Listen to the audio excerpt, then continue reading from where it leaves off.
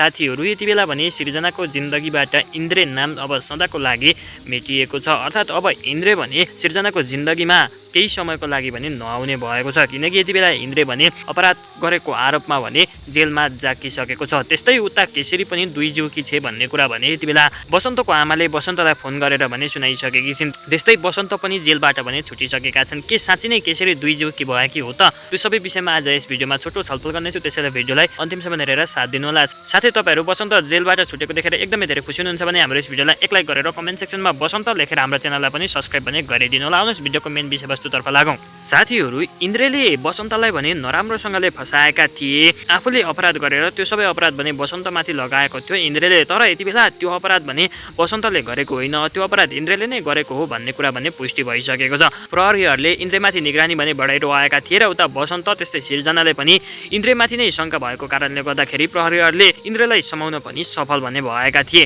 र यति बेला इन्द्रले पनि मैले नै अपराध गरेको हो भन्ने कुरा भने स्वीकारिसकेका छन्। त्यस्तै इन्द्रलाई सहयोग गर्ने त्यो दुईजना केटाहरुलाई पनि यति बेला प्रहरीहरुले भने पक्राउ भने गरिसकेको छ र उनीहरुलाई जेलमा भने हालिसकेका छन् र निर्दोष बसन्त भने यति बेला जेलबाट छुटिसकेका छन् र बसन्तले त्यो अपराध गरेको होइन भन्ने कुरा पनि पुष्टि भने भइसकेको छ। साथीहरु बसन्त जेलबाट छुटेको देखेर तपाईहरु मध्ये को खुसी हुनुहुन्छ? यदि तपाईहरु पनि बसन्त जेलबाट छुटेको देखेर एकदमै धेरै खुसी हुनुहुन्छ भने हाम्रो यस भिडियोलाई एक लाइक गरेर कमेन्ट सेक्सनमा बसन्त भनेर लेख्न चाहिँ पक्कै पनि नबिर्सिनुहोस्। त्यस्तै हाम्रो यस च्यानल अहिलेसम्म सब्स्क्राइब गर्नुभएको छैन भने च्यानललाई पनि सब्स्क्राइब पनि गरिदिनु होला।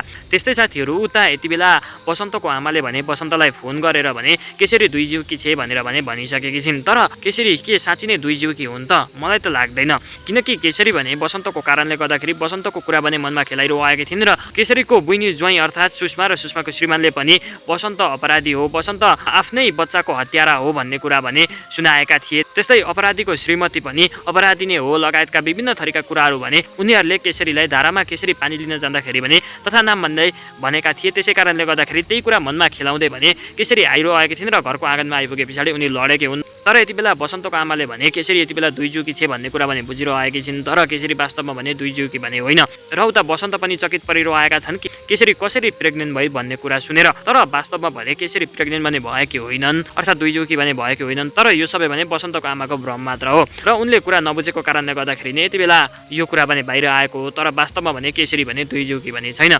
साथीहरु तपाईहरुको विचारमा अब बसन्त कोसँग बस्दाखेरि ठिक होला, केशरीसँग या त सृजनासँग? आफ्नो विचार भने कमेन्ट सेक्सनमा लेख्नु होला।